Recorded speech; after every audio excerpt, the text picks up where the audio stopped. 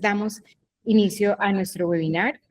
Es para mí un gusto presentar a un colega, un amigo, que es reconocido por su rigor académico y científico, y el día de hoy nos va a presentar un tema de gran interés en la gastroenterología pediátrica, como es el Helicobacter pylori y su manejo, y su diagnóstico, manejo. Entonces, es todo aquello que el pediatra debe saber desde la edad pediátrica hasta la práctica en el adulto, porque la idea es esa, o sea, poder hacer un manejo integral y posteriormente, como ya lo va a comentar mi colega, pues empezar a hacer esa transición y ese trabajo en equipo con los médicos de adultos. Bueno, el doctor Carlos Cuadro Mendoza es gastroenterólogo y nutriólogo del Instituto Nacional de Pediatría de la Ciudad de México y actualmente es gastroenterólogo del Hospital Internacional de Colombia de la ciudad de Bucaramanga. Bienvenido, Carlitos. Bueno, Dianita, muchas gracias por la presentación. Muchas gracias al Colegio Colombiano de Gastroenterología Pediátrica por la invitación. Para mí es un honor estar esta noche hablándoles a ustedes de este tema, que hoy por hoy sigue siendo controversial, pero conforme sigue saliendo literatura y seguimos conociendo y aprendiendo de este microorganismo, pues de seguro impactaremos muchísimo mejor desde nuestro quehacer pediátrico para una mejor calidad de vida y salud en la vida adulta.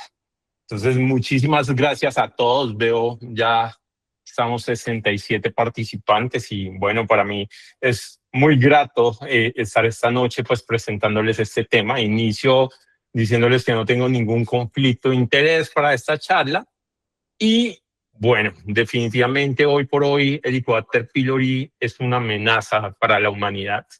Estos son estadísticas a nivel global y más o menos vemos que su prevalencia a nivel global representa más o menos un 60-80% de la humanidad. Esta es considerada la infección bacteriana más común del ser humano. Y miremos cómo, de acuerdo a los diferentes continentes, hay diferentes tasas de prevalencia. Miren en rojo, prevalencias que superan el 70%. Y miren acá cómo Colombia representa uno de los países con una gran tasa de prevalencia. Pero, ¿qué implica tener el Helicobacter pylori para la salud? Entonces, básicamente, hoy por hoy sabemos que el Helicobacter pylori no es inocuo como muchos doctores no lo han hecho creer o que hace parte de la microbiota bacteriana intestinal normal. Hoy por hoy sabemos que el Helicobacter pylori, una vez la persona lo adquiere durante semanas a meses, el 100% de los seres humanos adquieren una gastritis crónica. Y si esta gastritis crónica continúa progresando a lo largo de la vida, de los años, y aquí quiero hacer un paréntesis para decir de que muchas veces a nosotros nos enseñaron en la escuela de medicina de que gastritis genera dolor abdominal, y realmente la gastritis no genera dolor abdominal.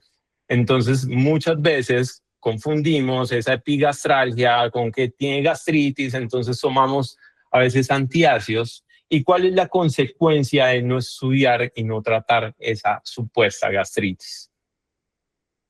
A lo largo de años y décadas de continuar con esa infección activa, más o menos el Helicobacter pylori en el 5% de los casos es responsable de las dispepsias. Y entonces aquí hago otro paréntesis para decir, miren cómo muchas veces tenemos en mente de que una de las causas del dolor abdominal es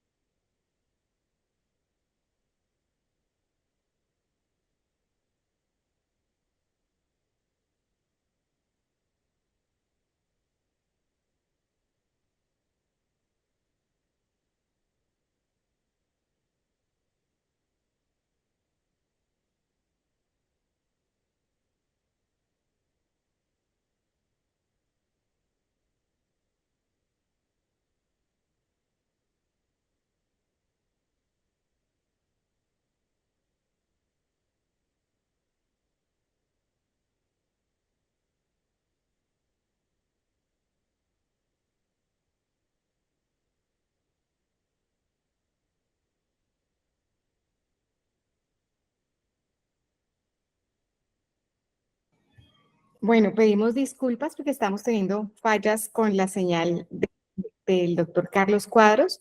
Regálenos unos 5 minutos mientras vamos mirando alguna solución. Muchas gracias.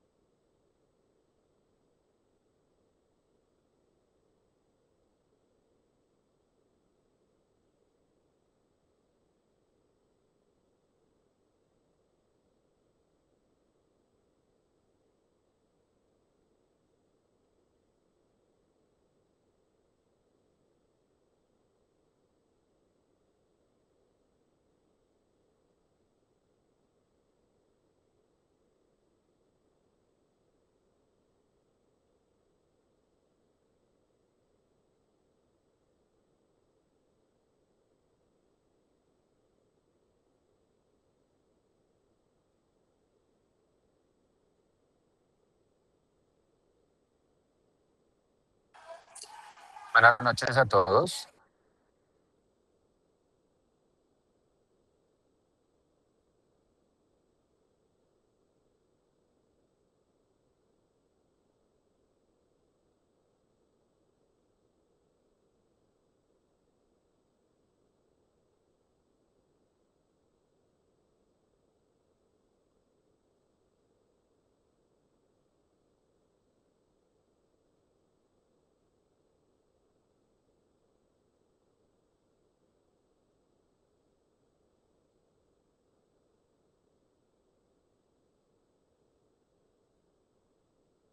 Ok.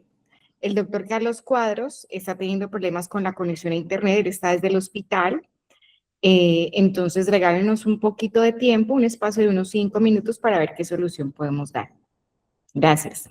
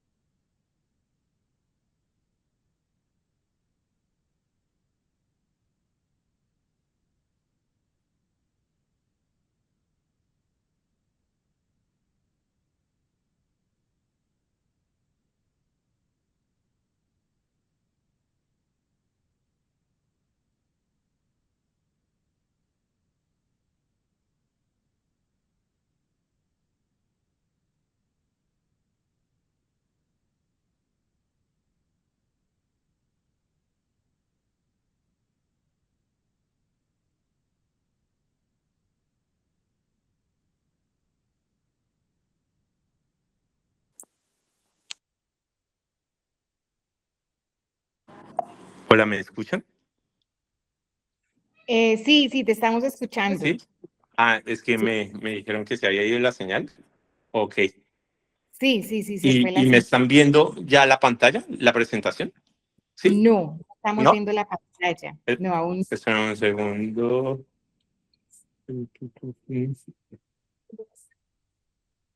Tranquilo, voy mirando esa parte para recordarles que mientras pues se reinicia la señal la imagen, pueden ir poniendo al final, en el chat vamos a responder sus preguntas, si tienen algún caso clínico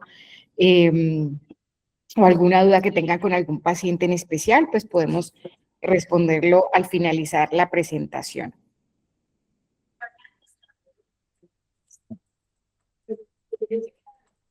También, Diani, me tocó salirme. Estoy solicitando de nuevo unirme. ok, pero aquí estás, yo te veo dentro Ya, ya, ya, ya. ok, listo, perfecto. Aprovecho también para hacerles la invitación a nuestro simposio anual del Colegio Colombiano de Gastroenterología, Hepatología e Nutrición Pediátrica que se realizará este año en la ciudad de Medellín. Ustedes saben que es un evento muy importante para nosotros y este año vamos a estar haciendo una actualización sobre Roma 5, la nueva evolución en gastroenterología. La fecha va a ser el 17, 18 y 19 de septiembre y se realizará en el Centro de Eventos El Tesoro, como ya lo mencioné, en la ciudad de Medellín, para que nos tengan en cuenta. Bueno, Carlitos, ¿cómo Bueno, vamos? qué pena. Qué pena ese inconveniente técnico. Voy a dar continuación a la charla. Entonces les decía que este estudio Carlitos, fue muy espera un interesante porque momentico. al comparar con placebo, Carlitos, es que Es que no, dime, no se ve la presentación como tal, se ve como, se ve abajo la presentación, como y estuvimos antes de ok, hacer la prueba. Dios.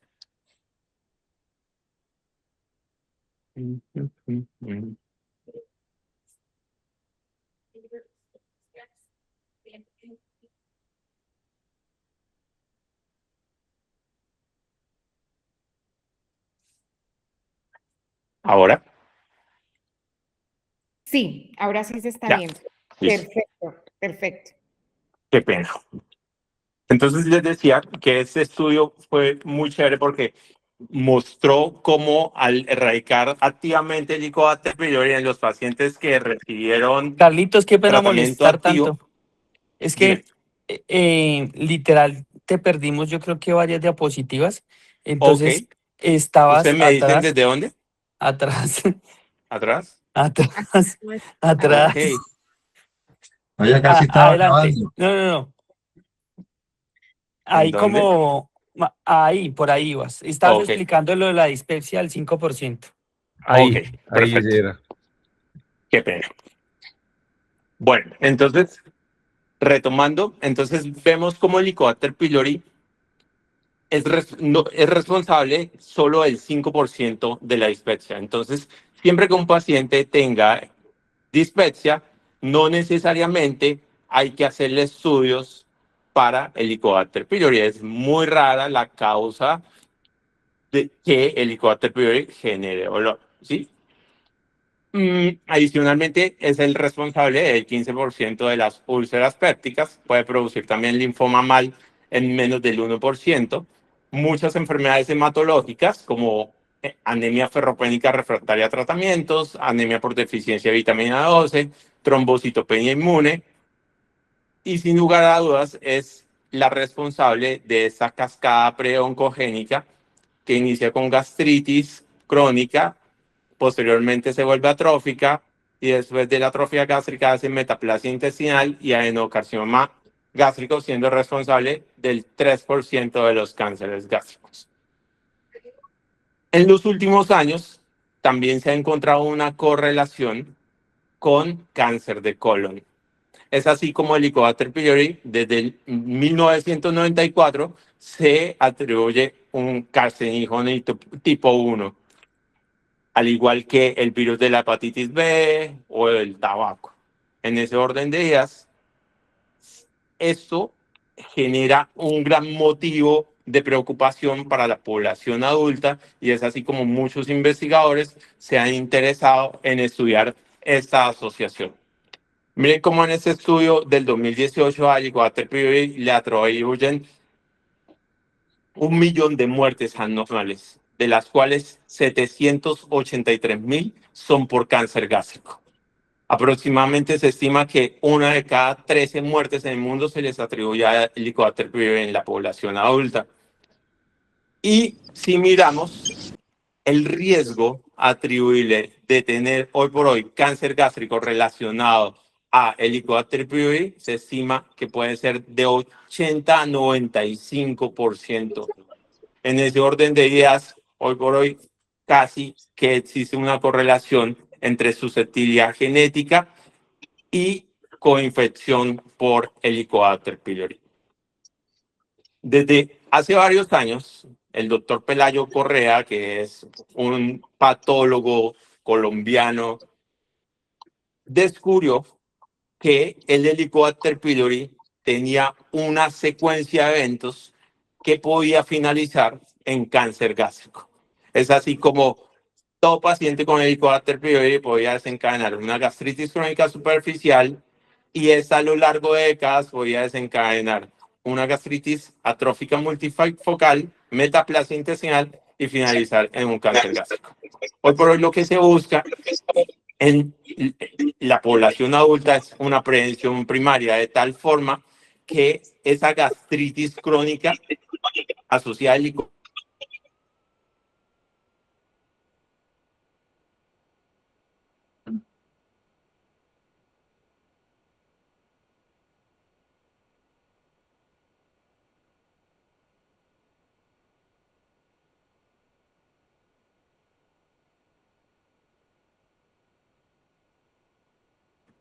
Carlito, no te escuchamos.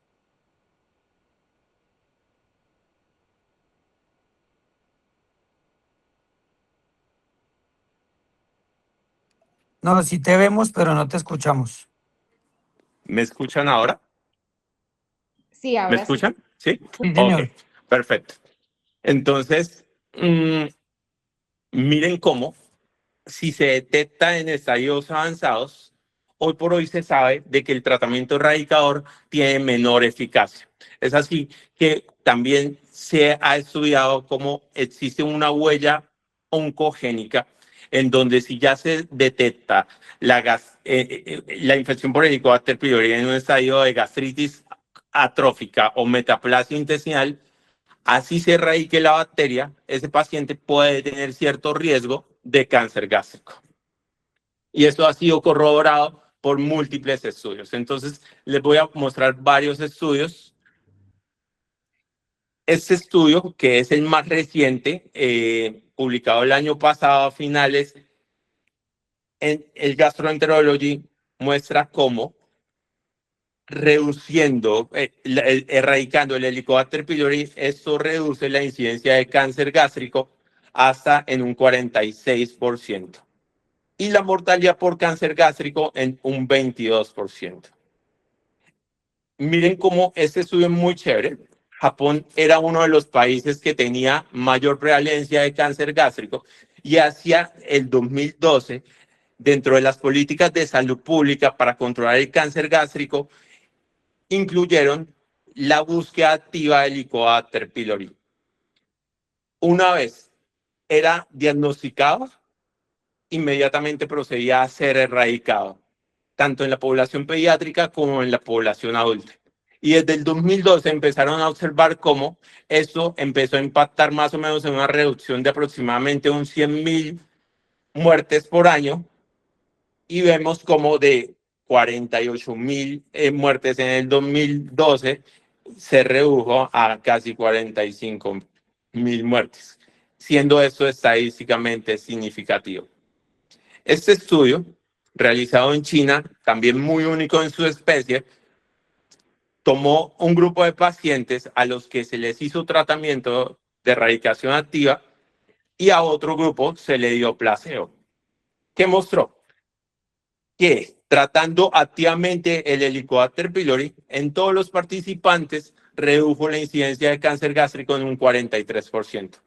Pero a los que se tomaban sin lesiones gástricas precancerosas, o sea, en gastritis crónica superficial, esa disminución de incidencia de cáncer gástrico aumentaba a 63%.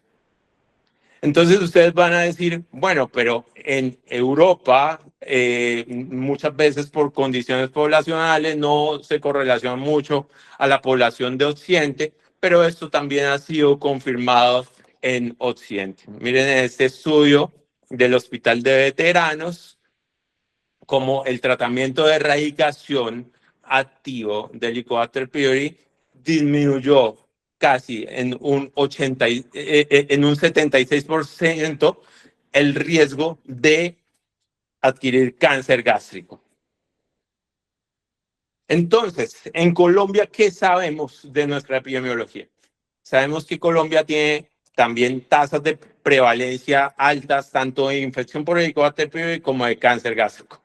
Este estudio, que fue sometido a publicación en la revista Lancet el año pasado, realizó búsqueda activa de Helicobacter pylori utilizando pruebas de test de ureasa con carbono 13 y encontró 65% de pacientes con infección. Y en los sitios más prevalentes con infección por Helicobacter pylori, llama la atención que encontraron Boyacá, Bogotá y Nariño. Y coincidencialmente, estas son departamentos del país en donde hay alta tasa de prevalencia de cáncer gástrico y muertes por cáncer gástrico. En adultos, hoy por hoy, esto ya está confirmado en diferentes consensos que todo paciente infectado por Helicobacter pylori se trata y tiene que ser tratado, así esté asintomático. Y miren cómo en este estudio publicado en New England también se está promoviendo esa búsqueda y erradicación activa del Helicobacter pylori como una forma de prevención de cáncer gástrico. Pero en niños, ¿qué sabemos?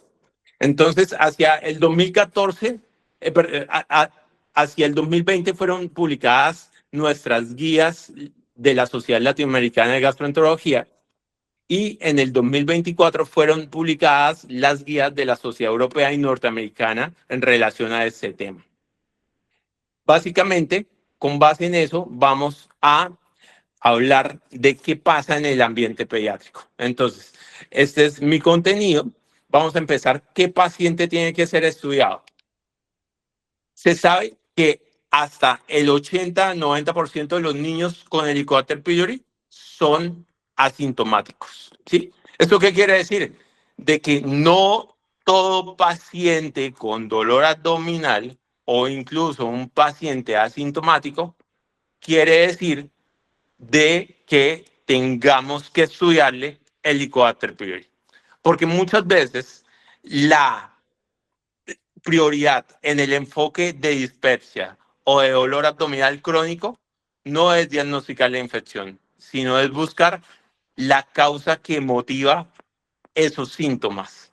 En ese orden de ideas, muchas veces, si sospechamos de Helicobacter pylori, lo que nosotros tenemos que buscar no es la infección, es qué enfermedad está produciendo en la mucosa gástrica, sea una erosión gástrica, sea una úlcera gástrica, etcétera. Entonces, ¿qué pacientes tienen que ser estudiados en pediatría? Entonces, hoy por hoy hay consenso de que todos los niños con familiares en primer grado de cáncer gástrico tienen que ser estudiados. El paciente que tenga una anemia ferropénica refractaria tiene que ser estudiado. Y los niños con úlceras gástricas o duodenales o erosiones gástricas tienen que ser estudiados. Pero entonces la gran controversia es ese paciente con síntomas dispépticos. ¿Qué paciente tiene que ser estudiado? El paciente que tenga datos de alarma. ¿Y cuáles son los datos de alarma? Y por favor, eso grábenlo. Todo paciente que tenga dolor abdominal y vómitos persistentes o vómito biliar, disfagia o inofagia, hematemesis o melenas, pérdida de peso involuntaria, disminución de la velocidad de crecimiento, fiebre de origen desconocido, manifestaciones articulares, enfermedad perianal, antecedentes de enfermedad inflamatoria intestinal, enfermedad celíaca, úlceras pépticas en primer grado, debería ser sometido a estudios. No para buscar el Helicobacter pylori, sino para buscar qué enfermedad está generando esa dispepsia. Esta es una forma también de valorar esa probabilidad pretest de que el paciente pueda tener una dispepsia de tipo orgánico.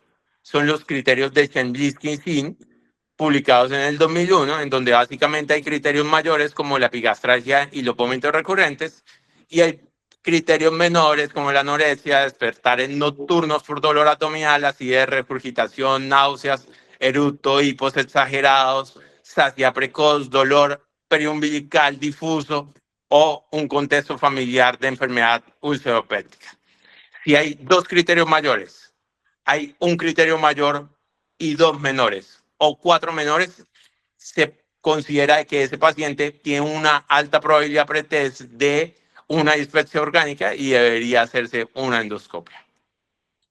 ¿Qué pacientes definitivamente no tenemos que estudiar para buscar infección por Helicobacter pylori?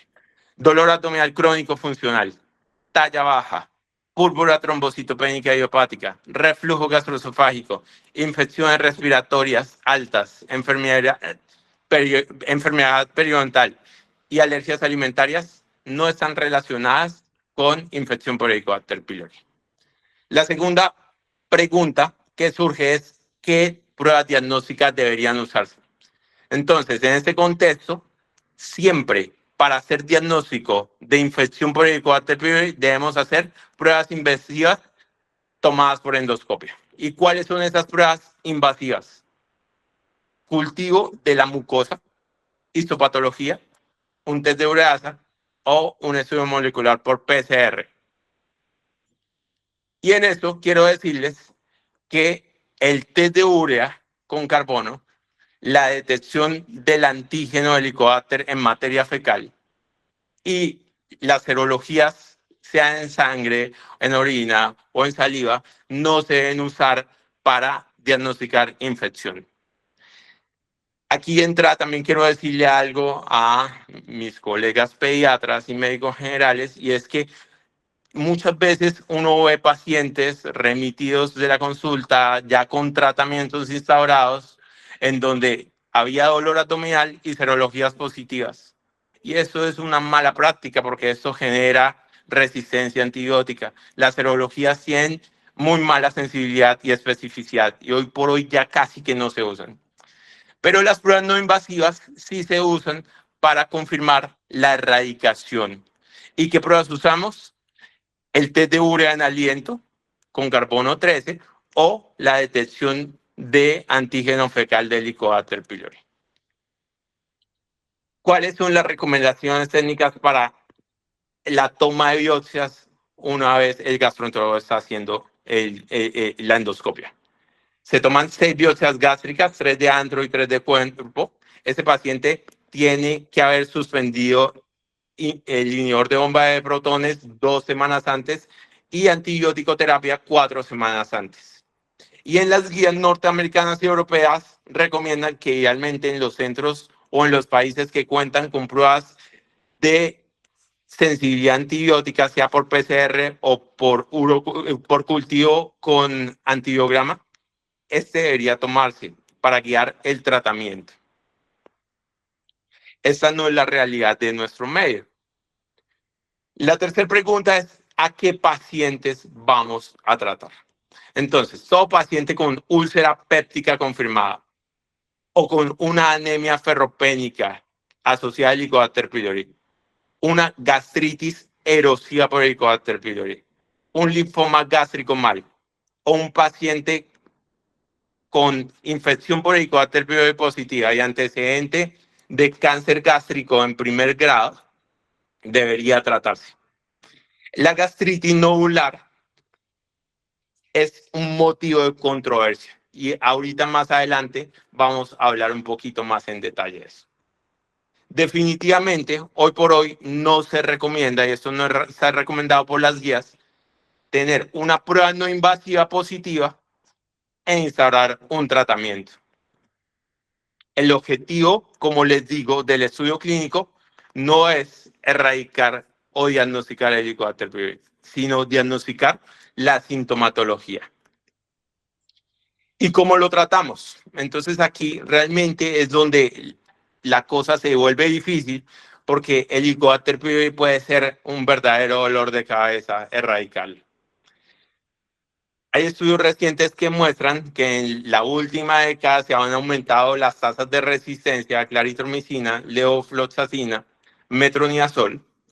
Y miren cómo amoxicilina, furazoliona y tetraciclinas pareciera que son antibióticos que el Helicobacter le cuesta trabajo generar mecanismos de resistencia. En Latinoamérica, este estudio, esa es la red que estudia la prevalencia de resistencia a Helicobacter pylori.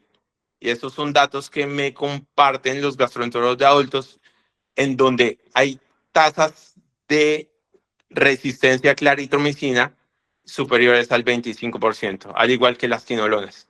Miren cómo el metronidazol sigue teniendo un buen perfil de resistencia, 23%, amoxicilina 12%, tetraciclina, rifabutina menores al 3%. Entonces, ¿qué recomiendan las guías? ¿Cómo tratar? Hoy por hoy se sabe que no existe un tratamiento universal. Entonces, tenemos que reaprender a que ese tratamiento triconjugado con claritromicina, IVP y amoxicilina ya hoy por hoy empieza a ser obsoleto. Se recomiendan dosis altas de IVP. La amoxicilina anteriormente la recomendábamos 2 veces al día, pero hay estudios que han mostrado que aumentando la frecuencia de administración aumenta la biodisponibilidad del antibiótico y eso también impacta en mayores tasas de erradicación. Anteriormente se decía que dar tratamientos de 7 días, hoy por hoy ya se sabe que mínimo 14 días. Es súper importante educar a la familia en la importancia de la adherencia y los horarios del tratamiento. Y hoy por hoy, en los centros que hay test de susceptibilidad, sea por cultivos o PCRs, debería ser una terapia basada en estos tests como primera elección. Como les decía, esta no es nuestra realidad en Colombia. Entonces, en Colombia nos toca presumir de acuerdo a tratamientos empíricos. Entonces se dice que en los países en donde hay altas tasas de resistencia antibiótica claritromicina, debería utilizarse un esquema tetraconjugado con susalicilato de bismuto, metronidazol, amoxicilina e IVP. Y en los países que tienen tasas de resistencia a claritromicina menores del 20%, se podría seguir utilizando en conjunto con el bismuto, la amoxicilina y el IVP. Desafortunadamente en pediatría, nosotros en Colombia no tenemos estudios de resistencia. Estas son las dosis de antibióticos, pero acá quiero detenerme miren cómo, por ejemplo, el subsalicilato de bismuto, que es lo que tenemos disponible en Colombia, menores de 10 años se usan dosis de 262, o sea, una tabletica, y mayores de 10 años se usan 2 tabletas, 3 veces al día. La amoxicilina, miren cómo ya sean en 3 tiempos, de acuerdo al grupo etario, tanto la claritromicina como el metronidazol se usan 2 tiempos y el IVP se usa a dosis altas. Otras alternativas hoy por hoy en estudios, los probióticos, se han hecho varios trabajos, pero hoy por hoy sabemos que no aumentan la tasa de erradicación, simplemente ayudan a disminuir la tasa de efectos adversos. El más estudiado es el Saccharomyces boulardii. Hoy por hoy existen nuevos antisecretores hasta 300 veces más potentes que los IVPs, el vonoprazan y el tegoprazan. Esto cada vez salen más estudios en la población de adultos. Nosotros en pediatría apenas estamos empezándolos a utilizar. Y hoy por hoy hay estudios también de vacunación en China y Japón. Están en fase 3. Los resultados todavía son desconocidos, pero parecen prometedores. Pero la gran pregunta es, ¿qué hacemos si a un paciente de forma incidental se le hace una endoscopia, por ejemplo, una extracción de cuerpo extraño, y le vemos esta gastritis nodular? Entonces, hoy por hoy sabemos de que desafortunadamente hasta el momento no existen biomarcadores que nos den probabilidades para saber si hay progresión de esa gastritis por Helicobacter pylori a cáncer gástrico, ¿sí? La gran pregunta es, ¿debemos tratar o no? Los autores que dicen que no tratar en pediatría, sus hipótesis son confirmadas o corroboradas, porque muchas veces erradicarlo no resulta en mejoría de los síntomas, puede generar resistencia a antibióticas si se inician tratamientos desde muy temprana edad. Esto del asma, alergias y enfermedades atópicas, cada vez hay estudios que lo refutan más. Los primeros estudios parecían mostrar un aumento en la prevalencia, lo mismo que la enfermedad inflamatoria intestinal. Pero sí, el gran problema es que si vemos que en la población adulta la prevalencia de cáncer gástrico cada vez es mayor y sobre todo en zonas muy específicas y vulnerables, y a eso se le asocia la infección por Helicobacter pylori, entonces ahí es donde está la gran duda, ¿sí? Y si tenemos en cuenta que Colombia es un país con una gran prevalencia de cáncer gástrico, ¿hasta qué punto nosotros desde el punto de vista pediátrico deberíamos replantear estas hipótesis? ¿Qué se ha visto en niños? Porque muchas veces decimos, no, esto es un problema de los adultos, los cambios solo se van a presentar décadas después, pero ya empiezan a salir informes en donde se han visto casos de niños con metaplasia intestinal, o sea, una lesión precancerígena. Pareciera ser de que el proceso oncogénico empieza en edad temprana de la vida. Y si decimos de que la prevalencia, como les digo, de infección por Helicobacter pylori en Colombia es muy alta, y también de cáncer gástrico, y miren este estudio también publicado este año, en donde miren que las muertes por cáncer gástrico prácticamente es la primera causa de muerte en Colombia por cáncer. Entonces nos surgen gran inquietudes. ¿Qué podemos hacer nosotros como pediatras para prevenir esa progresión de cáncer gástrico en la vida adulta? Y aquí yo voy a traer tres, digamos, hipótesis que hemos analizado también con gastroenterólogos de adultos y que quiero dejarles esta noche en consideración. Entonces, una de ellas es si tratamos solo al paciente o si estudiamos a la familia y tratamos a todos los infectados de ese núcleo familiar. ¿Por qué eso? Porque se ha visto que la transmisión por Helicobacter pylori es fecal-oral y el núcleo intrafamiliar es muy susceptible a contagiarse. Este metaanálisis, publicado en el 2021, prácticamente nos cambia la forma de ver el Helicobacter pylori. Entonces, básicamente este estudio lo que mostraba era que tomaba pacientes a los que se les daba tratamiento de forma individual versus a pacientes a los que se estudiaba Helicobacter pylori en toda la familia y se erradicaba todo el núcleo familiar. ¿Qué mostró?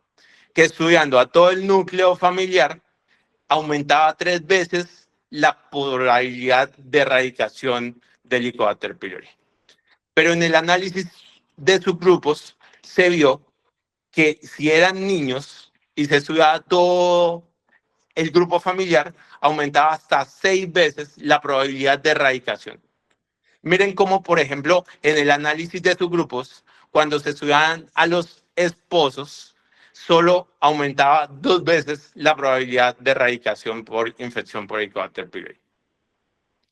Y les traigo también a petición este estudio boliviano, porque muchas veces entonces decimos, pero ¿para qué tratamos desde edad tan temprana si se van a reinfectar? En Bolivia hicieron un estudio en una zona de alta prevalencia de infección por Helicobacter pylori, en donde hacían estudio de urea en aliento a casi toda la población. 92% de esta población fue analizada, se trató, se erradicó, y de los pacientes erradicados, a un año después volvieron a repetir esa prueba de urea. ¿Y qué mostró? Que los pacientes más susceptibles a reinfección eran los menores de 10 años. Pareciera que después de los 10 años, la probabilidad de reinfección empieza a disminuir de forma considerable. Y basado en estas recomendaciones, es así como en el Congreso de Houston, en adultos desde el 2018, se recomienda de que todos los miembros de la familia de un paciente contagiado por Helicobacter pylori deberían ser estudiados y tratados. Es así que, inspirado por estos estudios y por el grupo colombiano de investigación por Helicobacter pylori, en mentoría del doctor Otero, desde el 2018 hasta el 2025, con una corte de pacientes que yo tengo la oportunidad de atender en 2 centros de gastroenterología ambulatoria, hicimos un estudio ambilectivo, en donde hicimos 2 cortes. El grupo A eran pacientes que antes del 2021 yo trataba de forma individual. Después del 2022, con el advenimiento de ese metaanálisis, empecé a tratar los pacientes una vez tenía todos los estudios de contactos intrafamiliares, y mandaba a estudiar y a tratar a los miembros de la familia que salían positivos. ¿Qué mostró este estudio? Que los pacientes que recibían tratamiento individual, la tasa de erradicación era solo del 69%. Cuando se estudiaron a los a todos los miembros de la familia, la tasa de erradicación aumentó a un 95%. Y esto fue confirmado. Entonces, básicamente, pareciera que esa estrategia de estudio de contactos y tratamiento de contactos aumenta hasta en un 38% la eficacia relativa de erradicar el Helicobacter en todo el miembro de la familia, en todos los miembros de la familia, y hasta 10 veces la probabilidad de lograr erradicación. La segunda recomendación basada en este estudio es disminuir el consumo de sal. Porque miren cómo en este estudio pareciera que a mayor concentración de sal aumenta la expresión de genes oncogénicos y precancerígenos relacionados con cáncer gástrico. Entonces miren que muchas veces tenemos supremamente normalizados los malos hábitos de alimentación. Comida chatarra, alimentos ultraprocesados, salsas, fritos, fritangas. Y creo que sobre esto nosotros también, desde muy temprana edad, deberíamos impactar en buenos hábitos de alimentación. Y la última recomendación, un poco más compleja, es quizás en esos departamentos en Colombia de alta prevalencia de cáncer gástrico y de muertes por cáncer gástrico, hacer estudios genéticos. Este estudio en New England, publicado en el 2023, mostró cómo, al parecer, esa interacción de susceptibilidad genética e infección por Helicobacter pylori aumenta considerablemente el riesgo de prevalencia de cáncer gástrico. Miren cómo los no portadores infectados y los portadores no infectados, su riesgo es del 5%. Y el riesgo de un infectado que no tenga una susceptibilidad genética, su riesgo aumenta a 14%. Pero si existe esa combinación, el riesgo es mucho mayor. Como conclusiones de este tema, durante esta noche, les quiero decir de que hasta 80 a 95% de la infección por Helicobacter pylori es asintomática. El dolor abdominal no debe investigarse el Helicobacter pylori de forma activa, ¿sí? Nosotros investigamos síntomas dispépticos con datos de alarma. Pero el Helicobacter pylori produce más de 1 millón de muertes cada año en adultos por cáncer gástrico. El diagnóstico siempre tiene que ser confirmado por endoscopia. Los test no invasivos se usan para confirmar erradicación y siempre los tenemos que hacer una vez se realiza el tratamiento. Siempre tenemos que individualizar la necesidad de tratamiento en cada caso. Y el tratamiento empírico hoy por hoy recomendado en las guías incluye el bismuto y debe ser triconjugado durante 14 días. Esta recomendación, que hoy por hoy tendremos que tener más estudios, pero que cada vez empieza a coger más fuerza, sobre todo en la población adulta, es la realización de contactos intrafamiliares antes de empezar un esquema de erradicación por Helicobacter pylori. Y sin lugar a dudas, la necesidad de realizar estudios de resistencia en Colombia y guías de manejo en este tema en la pediatría. Y hoy por hoy quiero decirles de que el único Helicobacter que pareciera ser bueno en la población humana es el Helicobacter muerto. Muchas gracias por su atención. Bueno, muchas gracias, doctor Carlos Cuadros, Carlitos, por esta excelente conferencia. Obviamente no me quedaba la más mínima duda, pues, de que siempre, ante todo, muy académico y científico. Creo que, pues, fue muy claro, nos diste, obviamente, pautas que de pronto nosotros desde el punto de vista de gastroenterología pues las manejamos, de pronto reforzarlas obviamente para los pediatras en cuanto en qué momento debemos realmente definir un manejo del Helicobacter pylori para la población pediátrica. Siempre explicar a los padres, ¿no? Porque muchas veces lo asocian a síntomas o dolor abdominal y pues no necesariamente hay una correlación con síntomas. Creo que también es clave saber que existen, sobre todo en muchos medios, el manejo o la erradicación en pacientes que solo nos traen una serología y que, como tú mismo dices, pues eso no es una buena conducta médica. Y pues otro punto que es muy importante y que ya generalmente sí tratamos de hacerlo nosotros los gastroenterólogos pediatras, pues por lo que tú comentas acerca de todo este riesgo de resistencia y estas diferentes opciones que tenemos de manejo según cada paciente, o sea, tiene que ser un manejo individualizado y me encantó el refuerzo que haces acerca de siempre pensar en los contactos, en la familia y también manejar todo el núcleo familiar. Bueno, no hay muchas preguntas. Me gustaría como de pronto que te va a hacer preguntar como un caso clínico, listo, que creo que es muy común lo que nos puede pasar a nosotros como gastroenterólogos en la consulta día a día. Entonces, como para hacerlo un poco más práctico, tienes un paciente que decides manejarlo, que tiene indicación de erradicación. ¿Cuál sería tu primera línea de manejo? Como para que nos quede ya claros tanto a los pediatras como a los gastroenterólogos.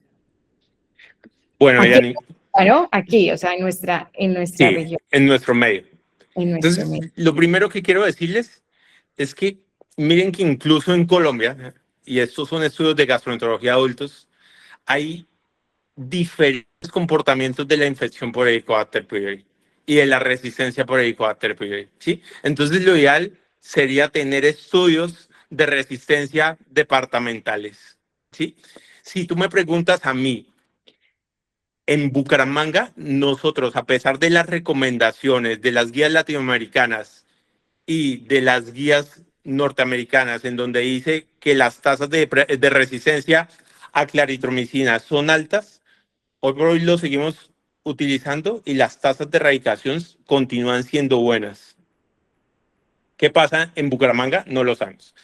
Pero estando adherido a las guías, la recomendación hoy por hoy de las guías norteamericanas es que si Colombia sabemos que la resistencia a claritromicina son superiores al 20%, deberíamos utilizar metronidazol, subsalicilato de bismuto, amoxicilina 3 veces al día e IVP. Ok, perfecto. Sí, pues, yo estoy en el Valle del Cauca, a mí me pasa igual, o sea, yo hasta hace muy poco realmente cuando daba un manejo de primera línea, como tú mencionas, tenía una buena respuesta. De unos meses para acá tengo algunos casos que de pronto no, o sea, sí no he tenido buena respuesta, pero también es un punto importante tener en cuenta y resaltar a los pediatras que en nuestros consensos tenemos las dosis por peso, ¿no? Que es diferente de pronto a unas dosis para manejo de otras patologías. Eso también es claro tenerlo en cuenta, o sea, la dosis, la frecuencia y los días de tratamiento. Bueno, te tengo otra pregunta. Si tienes un paciente que tiene un manejo de primera línea como el que acabas de mencionar, pero no, pues en el control vemos que realmente en estas pruebas no invasivas no tuvimos una erradicación exitosa. ¿Qué sugerirías en este caso clínico? Me respondes, por favor, esa pregunta y ya le doy paso al doctor José Fernando Vera, que es otro pues experto en el tema, que tiene la manita levantada. Y hay 2 preguntas también en el chat.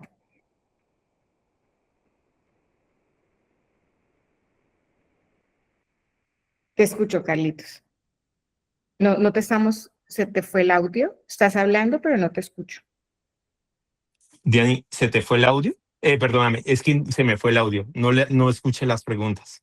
Bueno, entonces está diciendo que si tienes ese paciente que acabas de mencionar, que le hiciste tratamiento de primera línea, según lo que pues nos decías de lo que hay en guías y de tu experiencia, pero ves que no hay una buena respuesta, que sigue saliendo positivo en estas pruebas no invasivas, ¿qué nos recomendarías como siguiente manejo?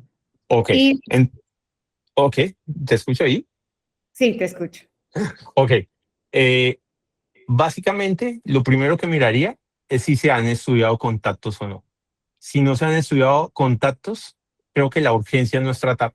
Como les dije, las complicaciones por Helicobacter pylori son después de décadas. En ese orden de ideas, creo que la idea es estudiar a los contactos, ver las posibles causas de retransmisión y tratar a todo el grupo etario. Sí, como les mostré en el estudio al menos que hicimos en Bucaramanga, las tasas de erradicación aumentaron considerablemente y de forma estadísticamente significativa. ¿Sí? Ahora, si ya hay estudios de los contactos y siguen saliendo positivas, siguiente paso, al menos en mi hospital nosotros tenemos cultivos para investigar la susceptibilidad y la resistencia del Helicobacter pylori. ¿Sí? Si yo tengo esa disponibilidad, yo le haría un estudio de resistencia, un perfil de resistencia, sea por antibiograma o por PCR. Y con base en eso elegiría el tratamiento ideal, ¿sí? Pero esa no es la realidad de todas pues, los centros institucionales en Colombia. En ese orden de ideas, se han también tratado como diseñar tratamientos empíricos de primera línea, segunda línea, tercera línea. En ese orden de ideas, miraría primero si incluyeron un subsalicilato bismuto, porque hoy por hoy recomiendan siempre incluir subsalicilato bismuto, ¿sí? Si el esquema anterior incluyó metronidazol, yo lo cambiaría por una tetraciclina, o sea, sería tetraciclina, subsalicilato bismuto y IVP, ¿sí? Y un antibiótico que nosotros tenemos disponible en pediatría, que es la furazoliona, también me ha dado muy buenas tasas de erradicación, ¿sí? Anteriormente se usaba, se dejó usar porque es muy económico, entonces en algunas partes es difícil de encontrar, pero tiene tasas de resistencia muy bajas, entonces sería otra opción terapéutica. Ok, perfecto. Creo que pues por ese lado quedó muy claro.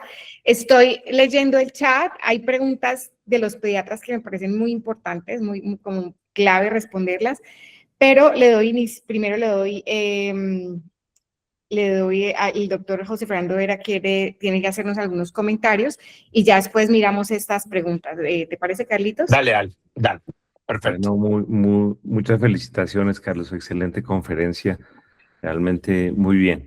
Solamente pues, para comentar que sí tenemos estudios en Colombia en niños. Nosotros actualmente, digamos, la mayoría de estudios hablan de que uno debería tener resistencia en cada país a la claritromicina.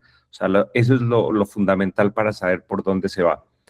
Se considera resistencia a la claritromicina cuando es más del 15% en un país. Nuestro grupo hizo el único estudio que existe en niños por ahora en Colombia, En el año 2021 publicamos más o menos 130 casos, le hicimos resistencia a la claritromicina y a diferencia de lo que pensábamos, solamente el 8% tenían resistencia a la claritromicina. Por otro lado, acabamos de publicar el mes pasado un estudio en Colombia de 330 pacientes, que varios de los que están aquí presentes lo acabamos de publicar en el mundo real, es decir, lo que hacen los gastroenterólogos pediatras en Colombia. O sea, es un estudio publicado en Cruz que acaba de salir, pues se puede bajar gratuitamente. Y a pesar de la resistencia, logramos pues teníamos la resistencia baja, por lo menos en Bogotá, y logramos una erradicación del 81.3%, que es buena, digamos. Entonces, hicimos una regresión logística para cuáles eran los pacientes que no se lograba erradicación, y la más importante era cuando había familiares con cáncer gástrico, que era absurdo, probablemente porque había más resistencia de esos pacientes. Por lo tanto, digamos, generalizar, y tratar agresivamente todo paciente con Helicobacter pylori, sí y no, por la sencilla razón de que existen Helicobacter pylori patógenos y no patógenos, inclusive en el mismo estómago. Nosotros hicimos un estudio en adultos donde podían tener un Helicobacter pylori Kg y BAC-A en antro, y en el cuerpo tener un BAC-A negativo y Kg negativo. Y parecía que tener el Helicobacter pylori no patógeno era un factor de protección para lesiones severas en adultos. Por lo tanto, digamos, eso es controvertido. Sin embargo, es interesante saber, y ahorita acabamos de someter al Journal Pediatric Gastroenterology and Nutrition un estudio en Latinoamérica donde aparentemente con los medicamentos tradicionales de primera línea logramos erradicaciones del 81.3%, y eso pues nos va a tocar volver a hacer ese estudio, porque sí, después de pandemia y uso tanto de claritromicina, pues hay que volver a retomar a ver si eso está pasando en el mundo real. Pero pues muchas gracias, pero es un tema en este momento muy de debate y que es bien interesante. Sí. Y yo creo que una de las mayores cosas que queremos aportar ahorita, sobre todo en Colombia, es que las altas dosis de amoxicilina, o sea, si uno va a erradicar, debe usar altas dosis de amoxicilina. Y segundo, nosotros pensamos que se debe tratar tanto a los familiares de primer grado de cáncer gástrico y segundo grado de cáncer gástrico, que eso no están de acuerdo los americanos. Los americanos hasta el año pasado estaban de acuerdo erradicación activa a los antecedentes de cáncer gástrico.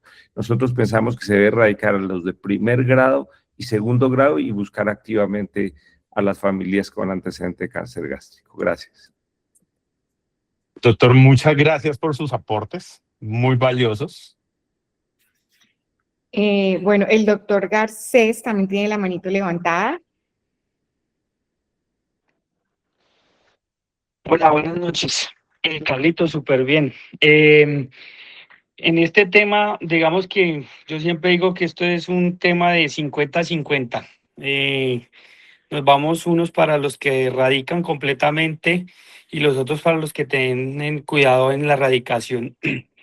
Pero lo que me parece más importante, porque digamos que la mayoría de los que están conectados son pediatras, y uno de los grandes problemas que tenemos es la parte del diagnóstico no adecuado, que ahora se convirtió que todo dolor abdominal es hacer la prueba rápida para el Helicobacter pylori y entonces tratamos a todo el mundo, lo cual no está, digamos, adecuado, dado que pues la Helicobacter pylori solamente el 5% en realidad está produciendo dispepsia, y hay más de 100 causas de dolor abdominal en pediatría, y la cual, digamos que ahora se volvió a pedir pruebas no invasivas.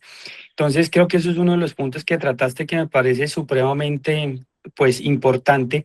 Y lo otro es que sí o sí en pediatría, aunque suene feo, pero pues nos toca hacer la endoscopia antes de hacer un diagnóstico adecuado. Creo que ninguno de los gastros pediatras hacemos un tratamiento a ciegas sin hacer una endoscopia. Y la pregunta también ahí vagas, Carlitos, y es, si yo encuentro una gastritis, como muchas veces nos pasa, eh, de forma accidental o encontramos el Helicobacter pylori sin ninguna lesión, ¿tú lo tratas o no lo tratas? Ok, muy bien, John. O sea, aquí yo creo que lo más importante y que muchas veces no lo hacemos como médicos es hablar con la familia, porque yo creo que eso es de individualizar, ¿sí?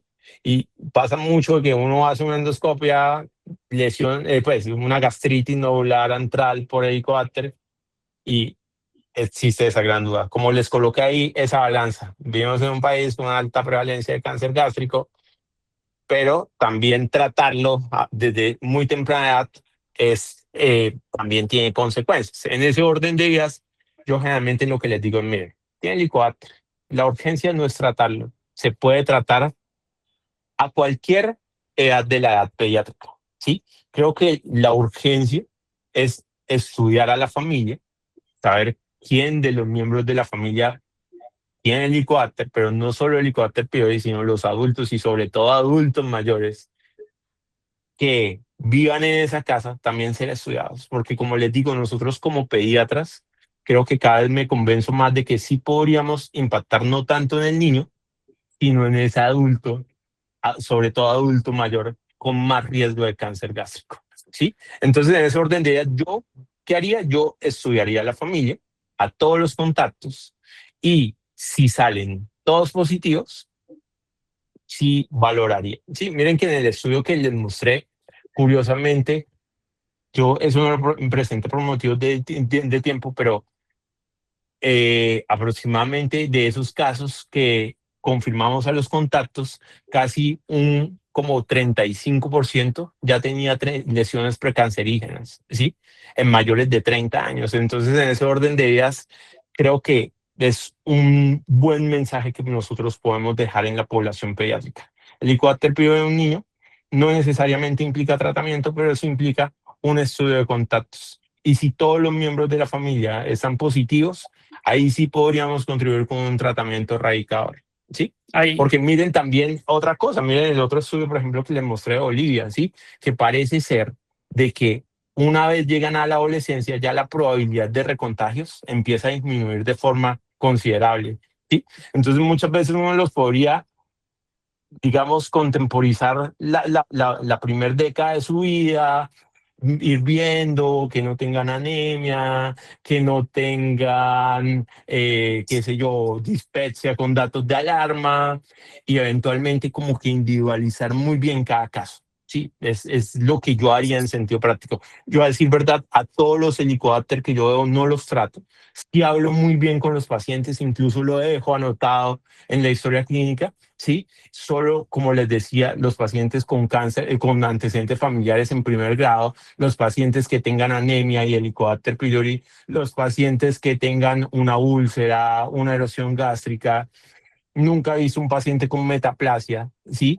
A esos pacientes los trato, sin duda. De sí, es resto, que trato de contemporizarlos. ahí uno dice, un niño de 5 años con Helicobacter, con un dolor abdominal que no tiene nada que ver y que probablemente el dolor sea por el estreñimiento más que por cualquier otra causa, pues tratar un Helicobacter y que de ahí hasta que cumple la mayoría de edad se va a ganar más o menos unos 10 tratamientos.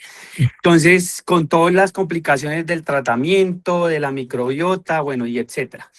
Es, La otra cosa que iba a preguntar y que creo que tiene que quedar clara, porque es o sea, abrir esa ventana, para mí, yo creo que yo siempre he dicho, abre uno una ventana y eso se mete todo el mundo por esa ventana, abren una puerta gigante y es la del estudio de, digamos, de la familia y demás.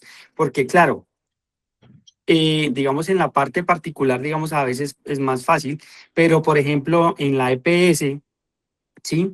El estudio y el mandar todos los laboratorios para los papás y para todo el núcleo familiar no es tan fácil porque toca mandarlos a que, pues, que los de adultos lo estudien y demás. Eh, por ejemplo, ahí si hay 3 niños más, les pides endoscopia a los otros 3 niños, se supondría, ¿no? no, no, no, porque mira las recomendaciones, o sea, una cosa es en adultos, una cosa en niños, ¿sí? En niños contagiados, lo que recomiendan son pruebas no invasivas, porque son asintomáticos. No vamos a buscar enfermedad, vamos a buscar es contactos para erradicar, ¿sí? Y eso algunos grupos de expertos lo recomiendan. En adultos, por el contrario, si bien es cierto, también pueden empezar con una prueba no invasiva. Los que salen positivos les recomiendan endoscopia para saber qué enfermedad están produciendo. Por lo que les decía, por esa huella oncogénica, porque listo, yo puedo erradicar, pero si confirmé el Helicobacter en un estadio avanzado, muy probablemente ese paciente tiene que hacerse seguimiento endoscópico desde más temprana edad para detectar un cáncer gástrico a tiempo.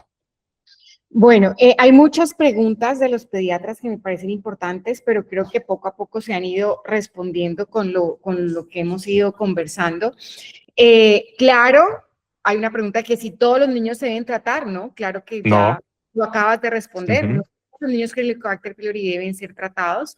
Otra pregunta que hacen es, entonces, si tengo unos padres positivos para infección por Helicobacter pylori y tengo un niño sintomático y es de un área rural que no tengo forma de hacerle estudio endoscópico, ¿debo tratarlo? Creo que también lo respondiste, o sea, lo respondieron tanto el doctor Garcés como tú, o sea, esos síntomas de ese niño no necesariamente pueden ser por Helicobacter pylori, tenemos que individualizar y ver qué clínica tiene ese paciente, porque ese dolor abdominal puede ser por cualquier otra causa. Y si los padres tienen Helicobacter pylori, como tú decías, de pronto lo que sí podemos hacer es, antes de dar un manejo que no está indicado, es hacer unas pruebas no invasivas, ¿cierto? O sea, una buena historia clínica, ver ese dolor abdominal a qué está asociado. Recordemos que el dolor abdominal es un síntoma que puede estar dándonos información de muchas patologías, no necesariamente de una infección por Helicobacter pylori o de una gastritis. Entonces, creería yo que eso es importante tenerlo en cuenta.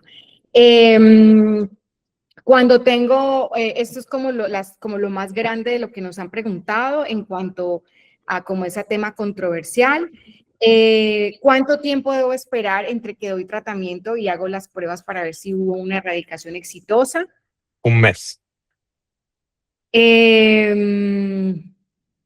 Bueno, esas son como las principales preguntas que vemos que casi todas se repiten, ¿no? Es como lo común. Okay. Respondiéndote esa pregunta, un mes de haber finalizado el tratamiento, te recomienda hacer la prueba no invasiva. Exactamente. Carol Martínez nos está preguntando algo interesante. Ella dice de que a los pacientes con antecedentes familiares de cáncer gástrico, ¿a partir de qué edad se recomienda la realización de la endoscopia? Ninguna guía realmente dice una edad, pero yo sí quiero comentarles un caso que tuve, un niño que coincidencialmente la familia, pues muchos miembros de la familia habían muerto de cáncer gástrico y el niño se le estaba sospechando una inmunodeficiencia congénita desde como los 3 meses. Le hice una endoscopia, no pensando en el Helicobacter, pero sí le hice una endoscopia y colonoscopia como dentro de ese estudio de inmunodeficiencia y salió positivo para Helicobacter, pero ya con gastritis nodular, ¿sí? Entonces miren cómo pareciera que eso se adquiere de muy temprana edad, ¿sí? Y uno muchas veces ni se da cuenta, ¿sí? Los adultos tienen muy claro de que prácticamente a los 5 años, más o menos 80-90% de la población está infectada por Helicobacter pylori, ¿sí? Hay varios estudios poblacionales en adultos que muestran eso. Y a decir verdad, nuestros estudios también pues van en esa línea, ¿sí? O sea, pareciera que esta infección se adquiere a temprana edad, muy temprana edad, ¿sí? Y la transmisión, pues, como les decía, en el núcleo familiar es lo que están empezando a mostrar los estudios, ¿sí? Más que incluso en la dieta, porque anteriormente se hablaba que el agua contaminada, que los vegetales. Hoy por hoy pareciera que eso empieza a perder fuerza, tiene mucha fuerza el recontagio fecal oral. Obviamente, insisto, por ejemplo, en la sal, por aquello de que si, por ejemplo, yo soy muy dado a que todos los días como comida chatarra, salsas, todo eso, pues en esas salsas puede haber caldo de cultivo de Helicobacter, ¿sí? Entonces es una forma de recontagio masivo. Entonces yo, como les decía, y creo que eso de mensaje, ¿qué podemos hacer nosotros como pediatras? No tanto es erradicar, ¿sí? Porque erradicar, pues, es una tarea que quizás tenemos es que individualizar. pero sí empezar como a sensibilizar a la familia de mejorar hábitos de alimentación y quizás en departamentos de riesgo, sí ya cada grupo de expertos como que tratar de individualizar muy bien de acuerdo a sus prevalencias de cáncer gástrico.